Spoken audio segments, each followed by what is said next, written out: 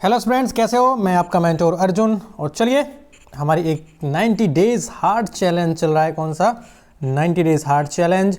GS घटना चक्र का, जो सीधा टारगेट करता है किसको? यूपी पीसीएस और इससे भी ज़्यादा आरओ एआरओ 2023 का एग्ज़ाम, जो कब होने वाला है? 11 फरवरी 2024 को आपका एग्ज़ाम होने वाला है। कौन सा वाला? आरओ एआरओ का एग्ज़ाम। तो इसको टारगेट कर रहा है अभी ये। लेकिन SSC, UP police, Delhi police, घटना चक्र एक ऐसी सीरीज़ है, एक ऐसी बुक है, पिछले 25 से 30 सालों के पेपर्स दिए हुए होते हैं जीएस के, वो सभी एग्जाम्स के जीएस को टारगेट करती है। चाहे वो एसएससी हो, चाहे वो कोई सा कमीशन हो, चाहे यूपी पुलिस हो, चाहे यूपी ट्रिपल एससी हो, कुछ भी हो। ठीक है, तो चलिए तो यहाँ पर मैं कराता हूँ आपको। क्या कराता हूँ? मैं इंडियन पॉलिटी कराता हूँ। महेश सर आपको सुबह 6:30 बजे हिस्ट्री कराते हैं, घटना चक्र। तो ज़रूर देखा करें लाइव। 7:15 बजे मेरी क्लास होती है। चलिए फटाफट, हमारी कौन सी क्लास हो चुकी थी? 8 क्लास हम कंप्लीट कर चुके हैं इसमें। आज हमारी 9वीं क्लास है, जिसमें हम 45 से आगे वाले क्वेश्चंस को करने वाले हैं। कौन से क्वेश्चंस को? 45 से आगे क्वेश्चंस करने वाले हैं। चलिए अभी चलते हैं फटाफट। और हम चैप्टर कौन सा कर रहे थे? चैप्टर कर रहे थे, देखते हैं, शासन प्रणाली हम चैप्टर कर रहे थे। कौन सा? शासन प्रणाली हम चैप्टर कर रहे थे। और इसमें हम कितने क्वेश्चन कंप्लीट कर चुके थे? इसमें कंप्लीट कर चुके थे अपन लोग 45 क्वेश्चंस। कितने? 45 क्वेश्चन, क्योंकि इसमें लगभग 80 क्वेश्चन है। तो 2 क्लासेस में हमको ये कंप्लीट कराने थे। तो कितने कंप्लीट कर चुके हैं अपन?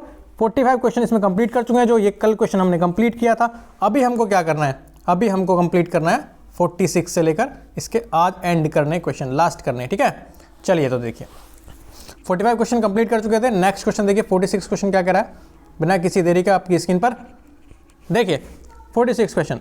भारत में संघीय व्यवस्था से संबंधित वही फेडरलिज्म, कौन सी? फेडरलिज्म से संबंधित निम्न कथनों में से कौन सा कथन सही है? बताइए मुझे। हमने कल भी पढ़ा है। जिस बच्चे ने, जिस एस्पिरेंट ने ये सीरीज कंटिन्यू कर रहा है, 90 डेज हार्ड चैलेंज हमारे साथ कर रहा है, वो आरओ एआरओ एग्जाम को सीधे टारगेट कर रहा है। वो एसएससी के एग्जाम को सीधे टारगेट कर रहा है। चलिए तो बताइए मुझे, कूट क्या दे रखे हैं? संविधान शासन की मूल संरचना के लिए एक संघीय व्यवस्था की प्रस्तावना करता है। कौन कौन? भारत में संघीय व्यवस्था से संबंधित है। भारत में संघीय व्यवस्था कैसी है? तो देखिए कैसी है, बताइए मुझे कौन सा ठीक है? संविधान शासन, जो हमारा संविधान है, वो शासन की मूल संरचना के लिए एक संघीय व्यवस्था की प्रस्तावना करता है। एकात्मक झुकाव का उसमें सशक्त मिश्रण है। दोनों संघ तथा राज्य विधायिकाएं प्रभुत्व संपन्न हैं। उसके बाद चौथा क्या कह रहा है कि विधायकीय, वित्तीय और न्यायिक शक्तियां संघ तथा उसकी इकाइयों के मध्य विभाजित कर दी जाती हैं। अब आपको क्या लग रहा है? बताइए मुझे, क्या लग रहा है? बताइए। तो देखो, संविधान की शासन की मूल संरचनाओं के लिए एक संघीय व्यवस्था की प्रस्तावना करता है। ये तो बिल्कुल ठीक है। करता है नहीं करता है? जी सर, आपके आर्टिकल 1 में दे रखा है, आर्टिकल 1 में। उसके बाद एकात्मक झुकाव का उसमें सशक्त मिश्रण है, यानी कि वो एकात्मक भी है और आपका संघात्मक भी है। हम देख चुके हैं एकात्मकता झुकाव भी है और उसमें ऐसे प्रावधान भी हैं जो एकात्मक नहीं है। तो ये दोनों तो बिल्कुल ठीक हो जाते हैं। लेकिन संघ और राज्य विधायिकाएं प्रभुत्व संपन्न है, ऐसा नहीं है। कैसे भाई? संघ और राज्य विधायिकाएं प्रभुत्व संपन्न है, लेकिन इन पर सीमाएं भी हैं। ये संविधान के दायरे में काम करेंगी, सिर्फ इससे आगे कहीं पर नहीं जाएंगी। तो आंसर क्या हो जाएगा इसमें बच्चों? 1 और 2 हो जाएगा। तो 3 इससे कट जाएगा, ये निकल जाएगा। ठीक है, अब देख लेते हैं क्या करा है। ये कह रहा है कि भारतीय संविधान द्वारा शासन की मूल संरचना के लिए एक संघीय व्यवस्था की प्रस्तावना की गई है। तथापि एकल नागरिकता और केंद्र की राज्यों की तुलना में अधिक शक्तियां क्या दिखाती हैं? एकात्मकता की ओर झुकाव। कभी कभी भारतीय संविधान, कभी कभी भारत में पॉलिटी एकात्मक हो जाती है, यानी कि सिंगल स्ट्रक्चर्ड हो जाती है। कैसे? जैसे कि हमारे यहाँ पर एकल नागरिकता है, हमारे यहाँ पर राज्यों की नागरिकता नहीं है, केवल केंद्र की नागरिकता है, संघ की नागरिकता है। ठीक है, उसके बाद केंद्र का राज्यों की तुलना में अधिक शक्तियां प्राप्त करना, ये भी एकात्मकता को दिखाता है। तो दोनों कथन सही हो जाते हैं, लेकिन 3 और 4 कथन गलत कैसे हैं? क्योंकि राज्य विधायिकाएं रक्षा एवं वैदेशिक मामले सहित अनेक संदर्भों में केंद्र से अलग नहीं है। राज्य की जो विधायिकाएं हैं, वो रक्षा का मामला हो, वैदेशिक का मामला हो, उसमें केंद्र से अलग नहीं है। साथ ही यहाँ न्यायिक शक्तियों का सोपानबद्ध क्रम है, संघ एवं राज्यों के मध्य विभाजन नहीं है। ध्यान रखना इसका, ये गलत क्यों हो जाता है? मैं क्वेश्चन पर क्यों जोर दे रहा हूँ? क्योंकि ऐसे क्वेश्चन आपको मिलने वाले हैं। विधायिका, वित्तीय और न्यायिक शक्तियाँ संघ तथा उसकी इकाइयों के मध्य विभाजित कर दी गई हैं। ऐसा नहीं है संघ और राज्य के मध्य है ये। ठीक है, चलिए नेक्स्ट क्या कह रहा है 47 क्वेश्चन कह रहा है कि एक कारण और कथन और कारण का क्वेश्चन है कि भारत का राष्ट्रपति क्या कह रहा है कि भारत का राष्ट्रपति परोक्ष निर्वाचित होता है। परोक्ष मतलब क्या है? अप्रत्यक्ष। भारत में संसदीय प्रणाली को गणतंत्रवाद के साथ जोड़ा गया है। भारत में संसदीय प्रणाली को गणतंत्रवाद के साथ जोड़ा गया है। अब बताइए मुझे। बिल्कुल ठीक है, ए भी ठीक है। और कैसे? इसमें ए भी ठीक है और आपका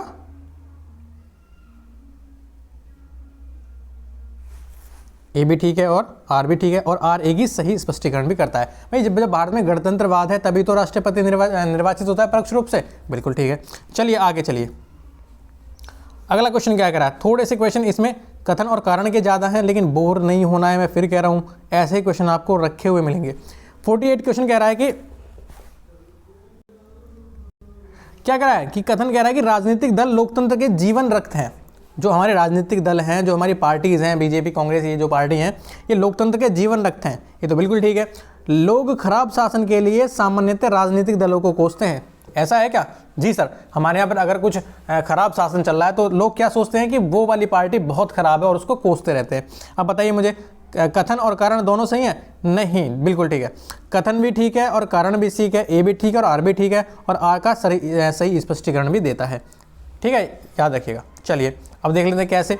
राजनीतिक दलों को लोकतंत्र का जीवन रक्त कहा जाता है क्योंकि राजनीतिक दल लोकतांत्रिक प्रणाली के अंतर्गत चुनाव में भागीदारी, सरकार का निर्माण, नागरिकों में राजनीतिक भागीदारी, सहभागिता का प्रशिक्षण और अवसर प्रदान करते हैं। यह भी सत्य है कि लोग खराब शासन के लिए सामान्यतः राजनीतिक दलों को कोसते हैं। अतः प्रश्न में दिए गए कथन और कारण दोनों सही हैं। आगे देखिए 49वां, भारत में दल विहीन प्रजातंत्र किसने प्रस्तावित किया? भारत में दल विहीन प्रजातंत्र किसने प्रस्तावित किया? लास्ट में महात्मा गांधी ने, आपको अगर आपने इंडियन हिस्ट्री पढ़ी है तो महात्मा गांधी ने बोल दिया था कि भारत में दल नहीं होने चाहिए। अब किसने प्रस्तावित किया था? तो इसका आंसर सी है वैसे, लेकिन इन्हें सी और डी दोनों दे रखा है। अब देखते हैं कैसे। ये कह रहा है कि महात्मा गांधी और जयप्रकाश नारायण ने भारत में दल विहीन प्रजातंत्र का समर्थन किया कि भारत में कोई पॉलिटिकल पार्टी नहीं होनी चाहिए, कोई दल नहीं होना चाहिए। ये दलीय व्यवस्था के दोषों के कारण दल विहीन लोकतंत्र एवं सहभागी लोकतंत्र के समर्थक थे। ठीक है, चलिए फटाफट।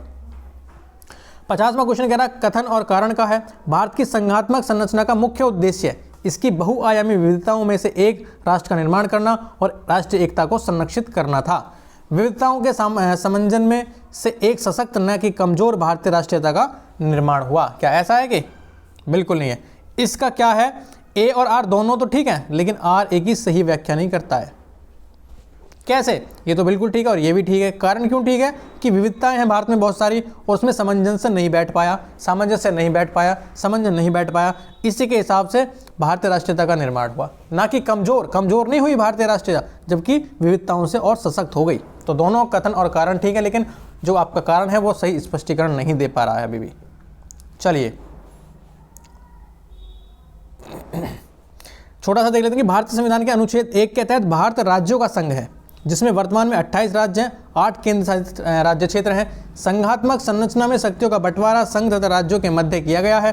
संघ को राज्यों की तुलना में अधिक शक्तियां प्रदान की गई हैं। ध्यान रखना बच्चों, संघ को राज्यों की तुलना में अधिक शक्तियां प्रदान की गई हैं। ठीक है, चलिए आगे। 51वां क्या कह रहा है? वही कथन और कारण। भारतीय राजनीतिक व्यवस्था की प्रकृति में निरंतरता एवं परिवर्तन के तत्व मूर्त रूप में पाए जाते हैं। बिल्कुल ठीक है भाई। ये क्या करा? निरंतरता और परिवर्तन। कैसे भाई? पॉलिटिकल पार्टी आती हैं, जाती हैं, सरकार बनती हैं, गिरती हैं, नई सरकार आती हैं, हर 5 साल पर चुनाव होते हैं। तो यही तो है राजनीतिक व्यवस्था, निरंतरता और परिवर्तन। उसके बाद भारतीय राजनीतिक व्यवस्था में निम्न राजनीतिक कार्यशैली जैसे आधुनिक शैली, परंपरागत शैली तथा संत शैली के तत्व समाहित हैं। तो आंसर क्या हो जाएगा? ए हो जाएगा इसका। क्या? ए और आर दोनों ठीक है और आर ए की सही स्पष्टीकरण व्याख्या भी करता है। कैसे जाना सर? ऐसे जाना कि जब ये आधुनिक शैली भी है और परंपरागत शैली भी है और संत शैली भी है, जब सारी शैली कंबाइन है भारतीय राजनीति में, तो उसमें निरंतरता भी रहेगी, उसमें क्रियाशीलता भी रहेगी, सारी चीज़ें रहेंगी। ठीक है। ये कह रहा है कि भारतीय राजनीतिक व्यवस्था की प्रकृति में मौर्य काल से लेकर आधुनिक युग तक अपने विशिष्ट तत्व मूर्त रूप से आज भी विद्यमान है। यद्यपि विभिन्न युगों एवं काल से निरंतर एवं परिवर्तनशील भारतीय राजनीतिक व्यवस्था में आधुनिक शैली, परंपरागत शैली एवं संत शैली के तत्व समाहित हैं। चलिए आगे 52वां क्वेश्चन क्या कह रहा है, कथन और कारण। इसमें कथन और कारण के ही क्वेश्चन देखने को मिलेंगे एस्पिरेंट्स, तो मतलब थोड़ा सा ये चैप्टर हल्का सा क्लिष्ट लगेगा आपको, लेकिन 90 डे हार्ड चैलेंज तो यही बोलता है ना। हार्ड चैलेंज क्या बोलता है, आसान तो आसान, लेकिन पर्सनैलिटी तो वहाँ होती है जहाँ पर आपको कठिन में आप अडिग रहते हैं। देखिए, महिलाएं, दलित, निर्धन एवं अल्पसंख्यक समूह भारत में लोकतंत्र के सबसे बड़े दावेदार हैं। बिल्कुल ठीक, भारत में लोकतंत्र अधिक आत्मसम्मान की कामना का वाहक बनकर उभरा है। तो दोनों हो सकते हैं ना भाई, ये बिल्कुल दोनों कथन ठीक हैं, लेकिन हम देख लेते हैं क्या हम ठीक हैं या गलत हैं। बिल्कुल ठीक है। देखिए, कथन और कारण दोनों ठीक हैं भाई। महिलाएं, दलित, निर्धन तथा अल्पसंख्यक समूह भारत में लोकतंत्र के सबसे बड़े दावेदार हैं, क्योंकि लोकतंत्र उनके व्यक्तिगत अधिकारों की रक्षा करके उनके आत्मसम्मान तथा गरिमा को बढ़ाता है। तड़ेपन में क्या कह रहा है, भारतीय संविधान के वैध होने के कारण, भारतीय संविधान इतना बड़ा है, इसके कारण क्या है बताइए मुझे। भाई इसके बहुत सारे कारण हैं, अभी इसमें जो एग्जैक्ट कारण है वो नहीं दिए हैं। वैध का मतलब इसमें यही है कि भारत में एक तो विविधता बहुत है, विविधता है, और सांस्कृतिक यहाँ पर सांस्कृतिक विविधता है, और आपके मतलब कई तरह की विविधता यहाँ पर है, तो इसलिए इसका आकार बहुत बड़ा है। आगे देख लेते हैं क्या दे रखा है, भारत विश्व का सबसे बड़ा विस्तृत संविधान है।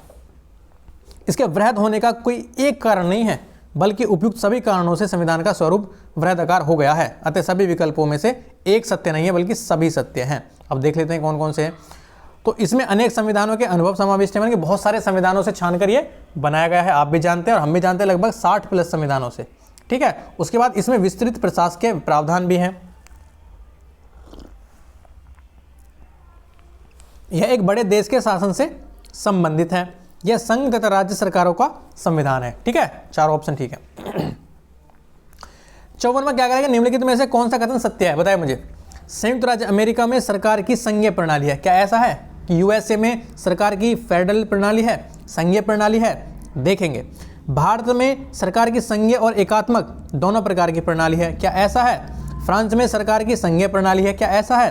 पाकिस्तान में प्रधानमंत्री की नियुक्ति वहां की जनता के द्वारा होती है। अब आप मुझे बताइए, ये कह रहा है कि कौन सा कथन सत्य है। तो बिल्कुल ठीक है पहला, कि संयुक्त राज्य अमेरिका में सरकार की संघीय प्रणाली है। जी सर, लेकिन बाकी कथन क्या कह रहे हैं? बाकी कथन क्या कह रहे हैं कि भारत के संविधान में भारत को राज्यों का संघ बताया गया है, किंतु संविधान के कतिपय प्रावधान राज्यों की अपेक्षा केंद्र को ज्यादा शक्तिशाली बनाने पर जोर देते हैं। इससे कुछ विद्वान भारत के संविधान को संघात्मक एवं एकात्मक प्रणालियों का मिश्रण मानते हैं, किंतु भारतीय संविधान एकात्मक प्रणाली का लक्षण लिए हुए मूल रूप से संघीय संविधान है, ऐसा मानना उचित है। ठीक है, चलिए फटाफट 55 में क्या करा देखिए।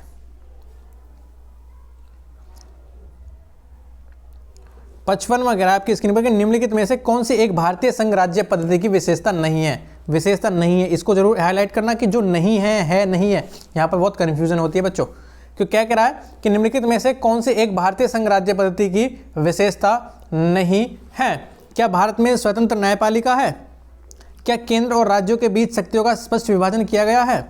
संघबद्ध होने वाली इकाइयों को राज्यसभा में असमान प्रतिनिधित्व दिया गया है? यह संघबद्ध होने वाली इकाइयों के बीच एक सहमति का परिणाम है? तो सहमति का परिणाम नहीं है, ये वाला गलत हो जाएगा आपका। सहमति का परिणाम नहीं है। अगर सहमति का परिणाम होता तो आज बहुत सारे राज्य भारत से अलग हो जाते, जो जैसे कि आपके नॉर्थ ईस्ट में हैं बहुत सारे समुदाय हैं, वो क्या मांग करते हैं कि हमको अलग कर दो। तो ऐसा तो नहीं है सहमति का है, उनकी सहमति थोड़ी माननी है। अगर उनकी सहमति पर चलने लगे तो भारत तो बढ़ जाएगा। तो यही इसका आंसर हो जाएगा कि ये वाला ऑप्शन गलत है। अब देख लेते हैं कैसे, कि भारतीय संघ राज्य पद्धति की विशेषताओं में लिखित संविधान का होना है, संविधान की सर्वोच्चता है। 7 बताए थे ना मैंने, एक तो लिखित संविधान, संविधान की सर्वोच्चता, और यहाँ पर एक आपका कठोर संविधान भी है इसमें। उसके बाद शक्तियों का विभाजन, स्वतंत्र न्यायपालिका, उसके बाद द्विसदनीय विधायिका, राज्यों का राज्यसभा में असमान प्रतिनिधित्व, द्विस्तरीय सरकार प्रणाली। तो 1 2 3 4 5 6 और 7 और एक और है इसमें संविधान की कठोरता, ध्यान रखना। जबकि भारतीय संघ की स्थापना संघबद्ध होने वाली इकाइयों के बीच किसी सहमति या समझौते के नहीं हुई। इसको याद रखना एस्पिरेंट, ये कह रहा है कि भारतीय संघ की स्थापना संघबद्ध होने वाली इकाइयों के बीच किसी सहमति या समझौते का परिणाम नहीं है। भारतीय संघ के राज्यों को अलग होने का अधिकार नहीं है, यही तो इसका मतलब है, तो ध्यान रखिएगा, ठीक है। एक में, अनुच्छेद 1 में कहा गया है कि इंडिया अर्थात भारत जो राज्यों का संघ होगा, क्या कहा गया है? इंडिया अर्थात भारत जो राज्यों का संघ होगा। India that is Bharat shall be union of state. चलिए 56वां क्वेश्चन क्या कह रहा है? नीचे दिए गए कथन जिसमें से एक कथन ए है और कारण दिया गया है, कथन और कारण देखिए। भारतीय संघात्मक व्यवस्था को अर्ध संघात्मक कहा जाता है। भारत में एक स्वतंत्र न्यायपालिका है जिसे न्यायिक पुनर्निरीक्षण का अधिकार प्राप्त है। तो इसका आंसर ए है। ए और आर दोनों सही हैं, या फिर ए और आर दोनों सही हैं परंतु आर ए की सही व्याख्या नहीं करता, ये हो जाएगा इसका। इसमें ए भी ठीक है, इसमें ए भी ठीक है, ये तो बिल्कुल ठीक है, अर्धसंघात्मक है यानी कि सेमी फेडरलिज्म है। उसके बाद भारत में एक स्वतंत्र न्यायपालिका जिसे न्यायिक पुनर्निरीक्षण का अधिकार है, ये भी जानते हैं हम, ठीक है, ये भी है भारत में। अब देख लीजिए आगे क्या कह रहा है। इसके ऑप्शन जो होते हैं ना ये आपको पढ़ने चाहिए, ये वाले। भारत के संविधान का वर्णन विभिन्न प्रकार से किया गया है। इसे अर्ध परिसंघीय कहा गया है, इसे परिसंघीय किंतु प्रबल एकात्मक अथवा केंद्र समर्थक भी कहा गया है। संरचना में परिसंघीय किंतु भावना में एकात्मक, सामान्य स्थिति में परिसंघीय किंतु आपात स्थिति में आदि में एकात्मक, मतलब बहुत सारे इसको नाम दिए गए हैं, बहुत सारे, तभी इसे अर्धसंघात्मक कहा गया है। भारतीय संविधान में स्वतंत्र न्यायपालिका का प्रावधान तो है, और सर्वोच्च न्यायपालय जो है, हमारा सर्वोच्च न्यायालय जो है या उच्च न्यायालय है, वो न्यायिक पुनरीक्षण भी कर सकते हैं, उनको न्याय पुनरीक्षण की शक्ति भी प्राप्त है। देखिए अनुच्छेद 13, 32, 131, 36, 141, 143, 226, 227, 245, 246, 372 आदि के उपबंध प्रत्यक्ष या अप्रत्यक्ष रूप से न्यायपालिका को न्यायिक पुनरीक्षण की शक्ति प्रदान करते हैं। न्यायिक पुनरीक्षण का मतलब क्या है बताइए मुझे, न्यायिक पुनरीक्षण का मतलब क्या है? इसका मतलब सीधा सा है, अगर कोई कोर्ट या फिर किसी ने भी कोई ऐसा कानून बनाया है जो संविधान का उल्लंघन करता है तो न्यायालय उसमें हस्तक्षेप करेगी और उसे या उस बिल को या फिर कोई भी रूल और रेगुलेशन को वापस कर देगी। तो ये होता है न्यायिक पुनर्निरीक्षण, यानी कि पुनः निरीक्षण करना। 57 में क्या कहा कि कारण और कथन और कारण फिर वही। भारतीय संविधान अर्धसंघात्मक है, बिल्कुल ठीक है। भारतीय संविधान न तो संघात्मक है और न ही एकात्मक है, तो बिल्कुल ठीक है। दो आर और ए दोनों कथन सत्य है और इसकी सही व्याख्या भी ये करता है। आगे देखिए ये कह रहा है कि 58 में भारतीय संविधान की प्रकृति क्या है, प्रवृत्ति क्या है, इसकी प्रकृति क्या है बताइए मुझे। संघीय है, एकात्मक है, संसदीय है, या प्रकृति में संघीय किंतु भावना में एकात्मक? ये है, प्रकृति में तो संघीय है किंतु भावना में ये एकात्मक है। जैसे वैसे तो संघीय है लेकिन कभी कभी क्या होता है जब इमरजेंसी लगती है, इमरजेंसी पावर लगती है तो क्या होता है जो स्टेट की शक्ति हैं वो सेंट्रल के पास चली जाती हैं, तो यही यहाँ पर एकात्मक हो जाता है संविधान, ठीक है।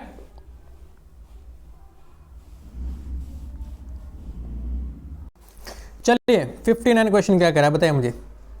59वां क्वेश्चन कह रहा है कि भारतीय संघवाद को सहकारी संघवाद किसने कहा है? भारतीय संघवाद को सहकारी संघवाद किसने कहा है? तो ये कहा है ऑस्टिन ने। किसने? ऑस्टिन ने। क्या कहा है देख लेते हैं। इसने कहा कि भारतीय संविधान की प्रकृति संघात्मक है या एकात्मक, इसके संबंध में विद्वानों में मतभेद है। कुछ विद्वान इसे संघात्मक मानते हैं तो कुछ विद्वान इसे एकात्मक मानते हैं। जी ऑस्टिन के अनुसार भारत का संविधान सहकारी परिसंघीय संविधान है, जबकि केसी वियर के अनुसार भारत का संविधान अर्धसंघीय है। याद रखोगे? जी सर। तो अर्धसंघीय किसने कहा है? केसी वियर ने तो इसको अर्धसंघीय कहा है और जो ऑस्टिन ने कहा है इसको सहकारी संघवाद, ठीक है। चलिए किसने कहा है या किसने कहा था कि भारत अर्धसंघात्मक राज्य है बताइए मुझे। किसने कहा था कि भारत अर्धसंघात्मक राज्य है? तो ये कहा था केसी वियर ने, ठीक है। आगे देखिए भारतीय संविधान के विषय में निम्नलिखित कथनों में से कौन सा कथन सही है? भारतीय संविधान अधिक कठोर तथा अधिक लचीले के मध्य एक अच्छा संतुलन स्थापित करता है। वो कठोर भी है, वो लचीला भी है, बताइए मुझे, और एक बैलेंस यहाँ पर वो स्टैब्लिश करता है। तो किसने कहा था ये कहा था केसी वेयर ने। किसने? केसी वेयर ने। याद रखिएगा इन नामों को जो आपके एग्जाम में दिए गए हैं। 62वां कह रहा है कि निम्नलिखित में से किस एक का कथन सही है? तो किसने कहा है वो संविधान को संघात्मकता के तक ढांचे में नहीं ढाला गया है।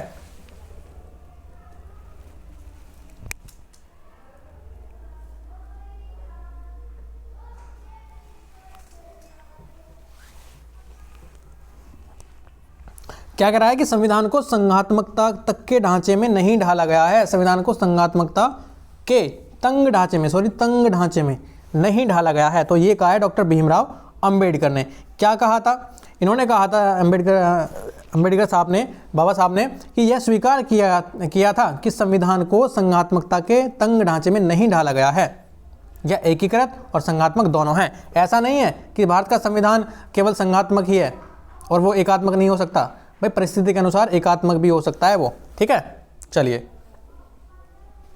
मिथकों और कहावतों के रूप में प्रशासन के सिद्धांतों को किसने अस्वीकार किया है? मिथकों और कहावतों के रूप में प्रशासन के सिद्धांतों को किसने अस्वीकार किया है? तो ये क्या है? हर्बर्ट साइमन ने। किसने बच्चों? हर्बर्ट साइमन ने। याद रखिएगा, थोड़े से ना ये थोड़े से आपको रटने पड़ेंगे कि किसने क्या कहा है, किसने क्या कहा है। 2-3 नाम ऐसे हैं, बस इनको याद रखिए। एक तो केसी वेयर है, एक ऑस्टिन है, एक डॉक्टर भीमराव अंबेडकर ने क्या कहा है, ठीक है। उसके बाद नेक्स्ट चलिए, विधि और स्वाधीनता के बीच सबसे उपयुक्त संबंध को निम्नलिखित में से कौन प्रतिबिंबित करता है? विधि यानी कि रूल या लॉ कह सकते हैं। उसके बाद स्वाधीनता के बीच सबसे उपयुक्त संबंध को निम्नलिखित में से कौन प्रतिबिंबित करता है? तो विधि, इसका मतलब क्या है? यदि विधि नहीं है, मान लिया कानून नहीं है, तो स्वाधीनता भी नहीं है। स्वाधीनता का मतलब स्वतंत्रता।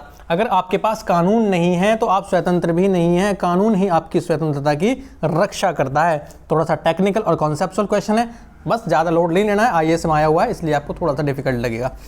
यदि विधि नहीं है तो स्वाधीनता भी नहीं है। यह कथन विधि तथा स्वाधीनता के मध्य सबसे उपयुक्त संबंध को दर्शाता है। स्वाधीनता का तात्पर्य विधि की पूर्ण अनुपस्थिति कदापि नहीं है। कानून ही स्वतंत्रता की रक्षा करता है, ये इसमें इंपॉर्टेंट है, इसको ध्यान रखिएगा। जहां कोई कानून नहीं है वहां कोई स्वतंत्रता भी नहीं है, ठीक है। 65वां देखिए, निम्नांकित में से कौन विकास प्रशासन की अवधारणा से संबंधित है? कौन सा विकास प्रशासन की अवधारणा से संबंधित है? तो ये है आपका फ्रेड डब्ल्यू रिग्स। बच्चों कौन? Fred W Riggs. ये झारखंड में ज़्यादा पूछे हैं ऐसे अलग अलग नाम से, तो 2-3 नाम है, बस इनको देख लेना। विकास प्रशासन किसने? रिग्स ने। अब ये क्या कह रहा है देख लेते हैं। विकास प्रशासन की अवधारणा को फ्रेड डब्ल्यू रिग्स से संबंधित हैं। अपनी प्रसिद्ध पुस्तक एडमिनिस्ट्रेशन डेवलपमेंट इंक्लूसिव कॉन्सेप्ट में उन्होंने लिखा है कि विकास प्रशासन उन कार्यक्रमों और परियोजनाओं को पूरा करने के संगठित प्रयासों से संबंधित हैं जो विकास से और विकास में संलग्न व्यक्तियों द्वारा प्रवर्तित किए जाते हैं। थोड़ा सा आपको ये भाषा भी क्लिष्ट लग रही होगी ना? बिल्कुल लाजमी है क्लिष्ट लगना, लेकिन डरना नहीं है। इस चैप्टर के बाद आपको आसान लगेंगे। ये थोड़ा सा चैप्टर, लेकिन इसको छोड़ना नहीं है बच्चों। अगर इसको छोड़ दिया तो मैं गारंटी के साथ कह रहा हूँ हार्ड चैलेंज है किस काम का, फिर ये हार्ड करना है ना, हार्ड का भी तो सामना करना है। चलिए 66वां कह रहा है कि निम्नांकित में से कौन सा एक चिंतक लोक प्रशासन तथा निजी प्रशासन में समानताओं का समर्थक है? वो लोक प्रशासन का भी समर्थक है और निजी प्रशासन का भी समर्थक है। तो कौन था ऐसा? Henry Fayol. ये झारखंड में पूछे हैं, झारखंड पीसीएस में, ज़्यादा लोड नहीं लेना है, बस मेरे साथ पढ़ते हुए चलना है। ऐसा है ना, अगर कभी एग्जाम में आ भी गया गलती से, आपका जो एग्जामिनर है वो सेंटी हो गया, इधर उधर हो गया, तो ऐसे क्वेश्चन कभी कभी पूछ लेता है। और कभी आ गया तो थोड़ा बहुत आप रिलेट कर लोगे कि हाँ अर्जुन सर ने एक बार पढ़ाया था, हल्का फुल्का याद आ जाएगा। यदि हमारी सभ्यता विफल होती है तो मुख्यतः प्रशासन के ध्वस्त होने के कारण होगा। ये कह रहा है कि यदि हमारी सभ्यता विफल होती है तो ये विफल क्यों होगी? इन्होंने कारण बताया कि ऐसा तभी होगा जब हमारा प्रशासन ध्वस्त हो जाएगा। तो ये कहा है WC डॉन हमने। किसने बच्चों? WC डॉन हमने। इन नामों को याद रखिएगा बस हल्का फुल्का। चलिए यार लोड नहीं लेना, पढ़ना है बस मेरे साथ, रीडिंग करनी है इनकी। गणतंत्रीय अवधारणा से संबंधित निम्नलिखित में से कौन सा एक नहीं है? गणतंत्रीय अवधारणा से संबंधित निम्नांकित में से कौन एक नहीं है? एक राज्य जिसमें जनता सर्वोच्च हो, क्या ऐसा हो सकता है? गणतंत्र उसे ही कहते हैं। देख लेते हैं आगे क्या कह रहा है। सर्वोच्च शक्ति निर्वाचित प्रधान में निहित हो, मे भी हो सकता है। सर्वोच्च शक्ति एक राजा के समान एक व्यक्ति में निहित हो, तो यही होती है हमारी गणतंत्रात्मकता। जैसे कि यहाँ पर राष्ट्रपति में है, राष्ट्रपति,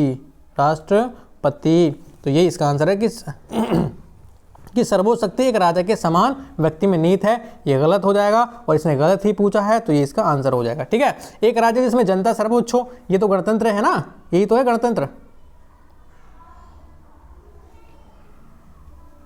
ठीक है, सेकंड क्वेश्चन क्या कह रहा है आपका? सेकंड आंसर कह रहा है कि सर्वोच्च शक्ति निर्वाचित प्रधान में नहीं, तो बिल्कुल ठीक है, ये भी ठीक है। एक ऐसी सरकार जो जनता द्वारा निर्वाचित प्रतिनिधियों की हो, ये भी ठीक है। गलत क्या है? सर्वोच्च शक्ति एक राजा के समान एक ही व्यक्ति में नहीं, तो ऐसा तो नहीं है भारत में, और ना गणतंत्र व्यवस्था ऐसा अवधारणा देती है। गणतंत्र का मतलब तो यह है जनता का, जनता के द्वारा शासन जनता के लिए। 69 क्या कह रहा है?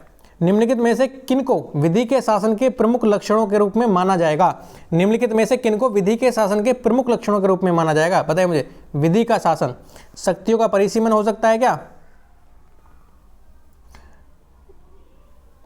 बताइए, शक्तियों का परिसीमन है, विधि के समक्ष क्षमता है, या फिर आपका सरकार के प्रति जन उत्तरदायित्व है, स्वतंत्र और नागरिक अधिकार हैं। तो प्रमुख लक्षण क्या है विधि के शासन? विधि का शासन का मतलब है कानून का शासन, जहाँ पर कानून ही सर्वोच्च है, कानून के अनुसार ही चीज़ें होंगी, तो वो होता है कानून का शासन, विधि का शासन। अब आप मुझे बताइए कौन से इसके लक्षण हैं। तो शक्तियों का परिसीमन, बिल्कुल ठीक है भाई, शक्तियों का परिसीमन यानी कि शक्तियों पर प्रतिबंध भी है, ऐसा नहीं कि अपार शक्तियाँ दे दी गई हैं, तो शक्तियों पर प्रतिबंध भी है, तो इसी को बोलते हैं शक्तियों का परिसीमन, बंटवारा। उसके बाद विधि के समकक्ष समता, बिल्कुल ठीक है, विधि के समक्ष समता यानी कि सभी विधि के जितने भी लोग हैं वो विधि के समान हैं, यानी कि एक विधि सभी के लिए समान है। उसके बाद 1 और 2 तो ठीक है, तो 2 तो इसमें नहीं है और 1 इसमें नहीं है, ये नहीं हो सकता। तो 1 2 3 4 या तो चारों ठीक है, या फिर 1 2 4 ठीक है, और चौथा इसमें दोनों में, तो चौथा ठीक है, स्वतंत्र और नागरिक अधिकार, लेकिन ये ठीक नहीं है। कौन सा कौन सा कौन सा कौन सा? तीसरा वाला, ये ठीक नहीं है। सरकार के प्रति जन उत्तरदायित्व, ऐसा नहीं है विधि के शासन में कुछ भी। ठीक है, देख लेते हैं कैसे। ये कह रहे हैं कि प्रेयसी जो आपका डायसी है, उनकी 1885 में एक पुस्तक आती है, कौन सी? द लॉ ऑफ कॉन्स्टिट्यूशन, में विधि के शासन से निम्न 3 लक्षण दिए गए। कौन कौन से? एक तो विधि की सर्वोपरिता। ध्यान रखना बच्चों, विधि का शासन आपसे कोई पूछ ले कि विधि का शासन है क्या, कि बार बार हम पढ़ते हैं, तो इसमें होता है सबसे पहले इसका एक लक्षण है विधि की सर्वोपरिता। इसका तात्पर्य है कि विधि सर्वोच्च है। क्या है? विधि सर्वोच्च है तथा राज्य की या व्यक्ति की स्वेच्छाचारिता का अभाव होना, अर्थात किसी भी व्यक्ति को केवल विधि के उल्लंघन हेतु दंडित किया जा सकता है, अन्य किसी हेतु नहीं। अगर किसी व्यक्ति ने विधि का या कानून का उल्लंघन किया है तो उसे तभी दंडित किया जाएगा। ठीक है, चलिए, स्वेच्छाचारिता का अभाव शक्तियों के परिसीमन के रूप में प्रतिबिंबित होता है, ये आपने नहीं देखना। आप इसमें एक चीज़ समझना कि अगर किसी ने लॉ या रूल तोड़ा है उसको दंडित किया जाएगा। एक तो इसने ये दे दिया इसका लक्षण, बाकी 2 और देखते हैं कौन कौन से। एक है विधि के समक्ष क्षमता, यानी कि अर्थात विधि के लिए सभी समान हैं और कोई भी विधि से ऊपर नहीं है। तीसरा क्या है? विधि भावना की प्रबलता। इसका तात्पर्य है कि संविधान के सामान्य सिद्धांत व्यक्तियों के अधिकार स्वतंत्रताओं का निर्धारण करने वाले न्यायिक विनिश्चयों का परिणाम है। सरकार के प्रति जन उत्तरदायित्व विधि के शासन का लक्षण नहीं है। ठीक है, चलिए आगे। 70वां क्या कह रहा है? निम्न कथनों पर विचार कीजिए। संवैधानिक सरकार वह है, कौन सी है? संवैधानिक सरकार वह है कौन सी? जो राज्य की सत्ता के हित में व्यक्ति की स्वतंत्रता पर प्रभावकारी प्रतिबंध लगाती है। जो राज्य की सत्ता के हित में व्यक्ति की स्वतंत्रता पर प्रभावकारी प्रतिबंध लगाती है। दूसरा क्या है? जो व्यक्ति की स्वतंत्रता के हित में राज्य की सत्ता पर प्रभावकारी प्रतिबंध लगाती है। ये राज्य की सत्ता पर है, ये व्यक्ति की सत्ता पर है। अब मुझे बताइए संवैधानिक सरकार क्या कहती है? बताइए। तो इसमें हो जाएगा केवल 2। क्या हो जाएगा बच्चों? केवल 2। जो व्यक्ति की स्वतंत्रता के हित में राज्य की सत्ता पर प्रभावकारी प्रतिबंध लगाती है। ओके, चलिए 71 क्या कह रहा है बताइए मुझे। तो सर 71 कह रहा है कि परिभाषा किसकी? संवैधानिक सरकार की। बताएं मुझे, संवैधानिक सरकार कौन सी होती है? भाई सीमित सरकार को ही संवैधानिक सरकार कहते हैं, याद रखना। बहुदलीय सरकार बिल्कुल नहीं, लोकप्रिय सरकार बिल्कुल नहीं, विधानमंडल सरकार बिल्कुल नहीं। जो सीमित सरकार है इसका मतलब क्या है? जो अपनी मनमानी ना करे, दायरे में रहे, वही है आपकी संवैधानिक सरकार, संविधान के दायरे में। ठीक है, इसमें ये दे रखा है जैसे कि ये सीमाएं इस रूप में मौलिक हैं कि सरकार कभी उसका उल्लंघन नहीं करती। किसका? संविधान के निर्देशों का, आदेशों का। चलिए नेक्स्ट 72 क्या कह रहा है देखिए। 72वां कह रहा है कि राज्य व्यवस्था के संदर्भ में निम्नलिखित में से किस एक को आप स्वतंत्रता की सर्वाधिक उपयुक्त व्याख्या के रूप में स्वीकार करेंगे? किसकी स्वतंत्रता की सर्वाधिक उपयुक्त व्याख्या क्या है? तो वो राजनीतिक शासकों की तानाशाही के विरुद्ध संरक्षण? नहीं।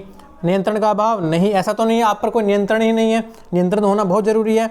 इच्छानुसार कुछ भी करने का अवसर? बिल्कुल नहीं, इसको स्वतंत्रता नहीं कह सकते, बल्कि ये है स्वयं को पूर्ण विकसित करने का अवसर, यही है आपकी स्वतंत्रता।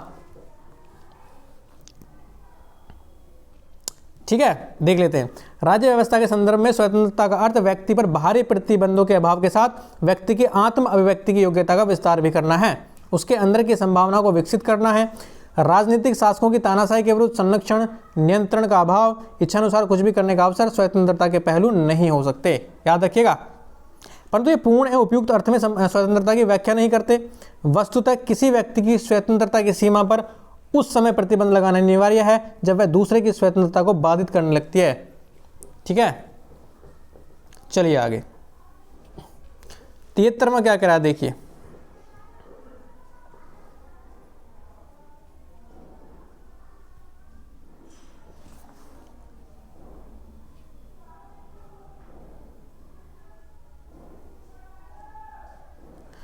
ये कह रहा है समाज में समानता के होने का एक निहितार्थ यह है, समाज में समानता के होने का एक निहितार्थ क्या पूछ रहा है, यह है कि उसमें विशेष अधिकारों का अभाव है। भाई समानता कब आएगी, जब किसी को विशेष अधिकार नहीं होंगे, सभी को बराबर अधिकार होंगे, बराबर अधिकार होंगे। तो यही तो बता रहा है कि विशेषाधिकारों का अभाव, यानी कि किसी विशेष को विशेष अधिकार ना दिए जाएं, सभी को बराबर समान अधिकार हो, वही है हमारी समाज में समानता। चलिए नेक्स्ट।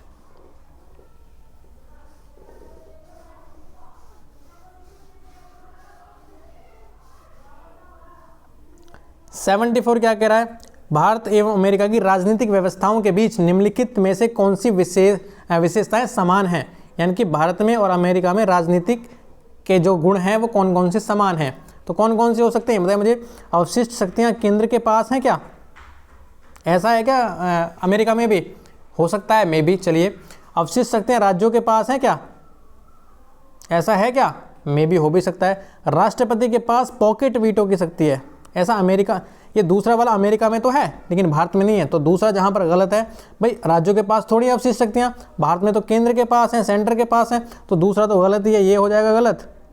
और आपका तीसरा कह रहा है कि राष्ट्रपति के पास पॉकेट वीटो की शक्ति है। कौन सी वीटो, पॉकेट वीटो की शक्ति है, ठीक है, ये बिल्कुल ठीक है, भारत में भी है और ये अमेरिका में भी है। जबकि अवशिष्ट शक्तियां केंद्र के पास हैं, ये भारत में है लेकिन अमेरिका में नहीं है। अमेरिका में अवशिष्ट शक्तियां किसके पास हैं, राज्यों के पास। उसके बाद उच्च सदन में कुछ मनोनीत सदस्य होते हैं, उच्च सदन में कुछ मनोनीत सदस्य होते हैं। ऐसा कहाँ पर है ये, भारत में, कहाँ पर नहीं है, अमेरिका में। तो यहाँ पर केवल 3 हो जाएगा, केवल 3, ये ठीक है। देख लेते हैं फिर भी। ये कह रहा है कि किसी विधेयक पर कोई भी कार्यवाही सकारात्मक हो या नकारात्मक न करने की राष्ट्रपति की शक्ति को पॉकेट वीटो के रूप में जाना जाता है। भारतीय राष्ट्रपति तथा अमेरिकी राष्ट्रपति दोनों ही पॉकेट वीटो की शक्ति रखते हैं।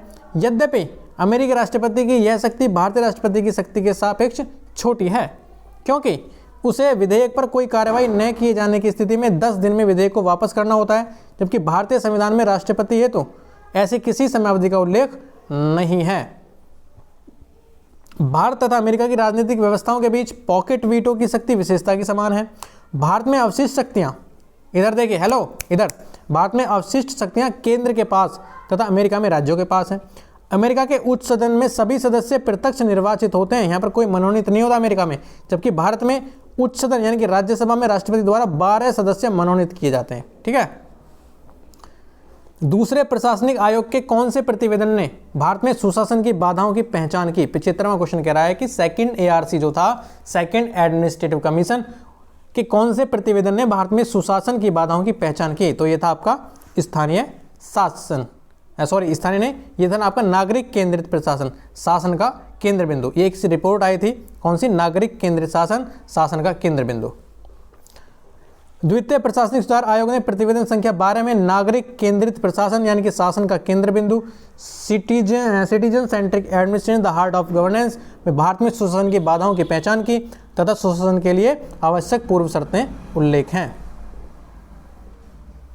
चलिए लास्ट क्वेश्चन है ये, क्या कह रहा है, भारतीय संघवाद में विविधताओं में एकता को प्रोन्नत करने के हेतु निम्नलिखित में से किन संस्थानों को आवश्यक माना गया है। विविधताओं में एकता को प्रोन्नत करने निम्नलिखित में से किन संस्थानों को आवश्यक माना गया है। अंतर्राज्य परिषद एवं राष्ट्रीय विकास परिषद, बिल्कुल ठीक है। वित्त आयोग, क्षेत्रीय परिषद, बिल्कुल ठीक है। एकल न्यायिक व्यवस्था एवं अखिल भारतीय समय, बिल्कुल ठीक है। तो उपरोक्त सभी। अब आप पूछ होंगे सर ये तो ऊपर से निकल गया, कुछ समझ में नहीं आया। अब आएगा ना समझ में, देखिए नीचे ये जो बॉक्स होता है ना, इसको मिस मत करना।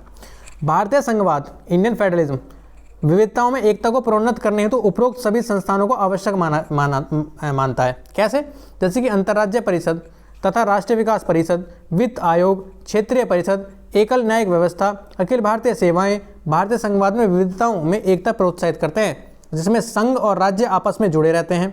भारतीय संविधान का जो अनुच्छेद 263 है उसमें अंतर्राज्य परिषद का उल्लेख है, जिसमें राज्यों के आपस में तथा अथवा संघ से विवाद की स्थिति में, मान लिया राज्य और केंद्र में लड़ाई हो जाती है, विवाद हो जाता है, तो उस स्थिति में राष्ट्रपति द्वारा अंतर्राज्य परिषद का गठन किया गया है इसको सॉल्व करने के लिए, ठीक है। उसके बाद योजनाओं के निर्माण में राज्यों की भागीदारी के लिए राष्ट्रीय विकास परिषद का स्थापना की जाती है, जिसके अध्यक्ष प्रधानमंत्री तथा सदस्य राज्यों के मुख्यमंत्री होते हैं। अगला क्या कह रहा है, संघ और राज्यों के बीच करों के शुद्ध आगमों, संचित निधि में राज्यों के राजस्व में सहायता अनुदान को शासित करने आदि के लिए अनुच्छेद 280 है, जिसमें क्या दिया गया है, क्या दिया गया है हमको, वित्त आयोग के बारे में। ठीक है, आगे चलिए। केंद्र और राज्यों के बीच तथा राज्यों के आपसी मतभेदों को स्वतंत्र एवं निष्पक्ष विचार विमर्श के माध्यम से सुलझाने के लिए क्षेत्रीय परिषदों का गठन की स्थापना की गई है, गठन की बात की गई है। बाद में एकल न्यायिक व्यवस्था को अपनाया गया है, जिसमें सुप्रीम कोर्ट सर्वोच्च है, जिसमें उच्चतम न्यायालय सर्वोच्च है और इसके द्वारा दिया गया निर्णय सर्वसामान्य और अंतिम होता है। अनुच्छेद 312 में अखिल भारतीय सेवाओं का भी उल्लेख है, जो संघ और राज्य दोनों के लिए है। तो यही दर्शाता है एकता, विविधता में एकता। 77 क्वेश्चन क्या कह रहा है कि निम्नलिखित में से किस दशक में भारत की संघात्मक व्यवस्था केंद्रीयता से संघवाद की ओर खिसकी? कौन से दशक में? 1980 में संघ जो आपकी व्यवस्था थी वो केंद्रीयता से संघवाद की ओर खिसकी। कैसे खिसकी देखिए। यद्यपि 1960-70 के दशक से ही देश में विभिन्न राज्यों में विपक्ष का उभार आने लगा था। जहाँ से विपक्ष कब आया था? भारत में विपक्ष जो था ना, एस्पिरेंट्स, वो शुरू से नहीं था। जैसे कि अभी विपक्ष पार्टी है कांग्रेस, तो पहले नहीं था, ये 1960 में आया था सबसे पहले, 1960-70 के दशक में। कुछ राज्य कांग्रेस के हाथ से निकल भी गए थे, परंतु वास्तव में भारत में संसदात्मक व्यवस्था केंद्रीयता से संघवाद की ओर 1980 के दशक में खिसकी, जबकि बहुत से राज्यों में कांग्रेस पार्टी का बहुमत नहीं रहा। भाई संघवाद तो कब आएगा भारत में? किसी भी देश में तभी तो आएगा जब बहुत सारी पार्टीज हों, उनमें कंपटीशन हो। ठीक है, चलिए। तो यहाँ पर आपके ये 77 क्वेश्चन हो जाते हैं फिनिश, और कल हम एक अगला चैप्टर शुरू करेंगे। कौन सा बच्चों? राष्ट्रीय प्रतीक। राष्ट्रीय प्रतीक, जिसमें क्या पढ़ेंगे? झंडा के बारे में, किसने बनाया, किसने इसमें चरखा लगाया, किसने इसमें अशोक चक्र को डाला, और किसने इसका निर्माण किया, किसने रंग दिए, ये सारी चीज़ें हम राष्ट्रीय प्रतीक जो है हमारे उसके बारे में पढ़ेंगे। तो थैंक यू फॉर वॉचिंग, और शेयर करना, लाइक करना, सब्सक्राइब करना। इस महीने हमारा एक टारगेट है, बस छोटा सा टारगेट आपको कंप्लीट कराना है। एक शेयर हर बच्चे से बनता है। वो क्या है बच्चों? एक शेयर जरूर करना। 5000 बच्चों तक हमारी पहुंच बनानी है इस महीने में। हमारे पास 7 दिन है और 7 दिन में हमको 5000 बच्चों तक पहुंचना है। ठीक है, तो थैंक यू फॉर वॉचिंग। ध्यान रखें, स्वस्थ रहें और मस्त रहें।